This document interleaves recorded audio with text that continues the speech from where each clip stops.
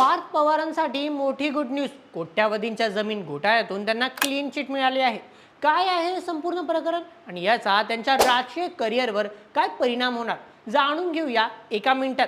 पुण्यातील मुंडवा येथे तब्बल 1800 कोटींची जमीन अवघ्या 300 कोटीत खरेदी केल्याचा आरोप पार्थ यांच्या अमोडिया कंपनीवर होता.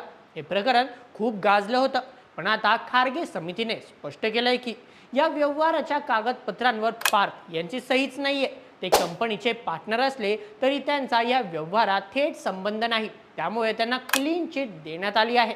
पण यात बळी गेला आहे सरकारी अधिकाऱ्यांचा. या प्रकरणात मदत करणाऱ्या 2 बड्या अधिकाऱ्यांना नोकरीवरून काढण्याची आणि 5 जणांना निलंबित करण्याची शिफारस समितीने केली आहे. आता खरी गेम इथेच आहे मित्रांनो. सुनेत्रा पवार उपमुख्यमंत्री झाल्याने त्यांची राज्यसभेची जागा रिकामी होत आहे आणि आता ही क्लीन चिट मिळाल्याने पार्थ पवार खासदार म्हणून दिल्लीला जाण्याचा मार्ग एकदम मोकळा झालाय. तुम्हाला काय वाटतं?